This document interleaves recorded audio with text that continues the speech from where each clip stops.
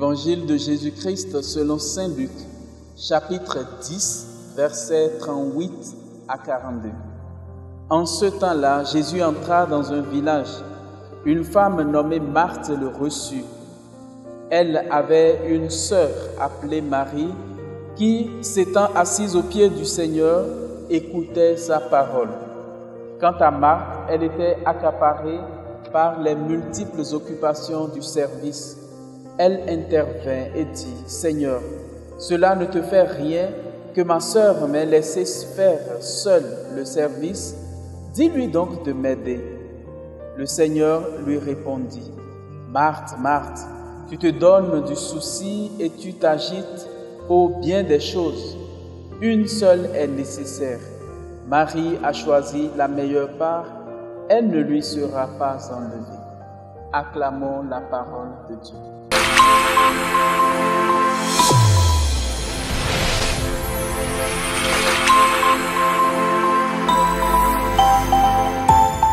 Chers frères et sœurs, auditeurs et auditrices de la Sève Coaching TV, en ce 16e dimanche du temps ordinaire de l'année liturgique C, nous vous saluons.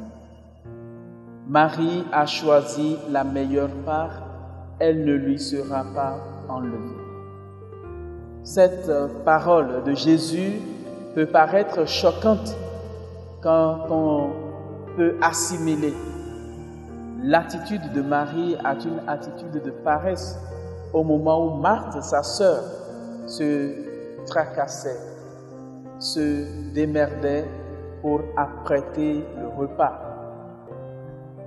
Oui, Jésus a raison dans la mesure où le royaume de Dieu doit être la soif que nous devons chercher à étancher, la faim que nous devons chercher à combler par la présence du Maître, par l'écoute de la parole de Dieu.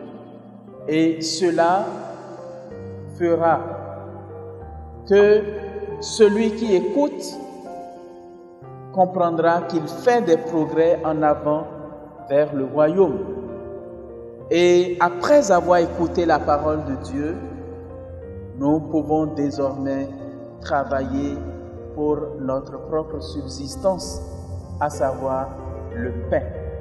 Et Dieu qui sait que nous avons besoin du pain pour vivre, dans la prière que lui-même nous a apprise, demande que nous fassions cette demande au Père.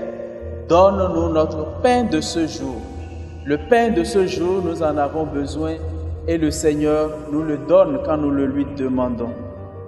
Continuons donc de travailler comme Marie à tendre vers le royaume de Dieu en écoutant la parole de Dieu. Et ensuite, le Seigneur nous donnera ce dont nous avons besoin pour que jamais nous ne manquions du pain nécessaire pour notre subsistance et celle de ceux et celles qui nous entourent. Le Seigneur soit avec vous.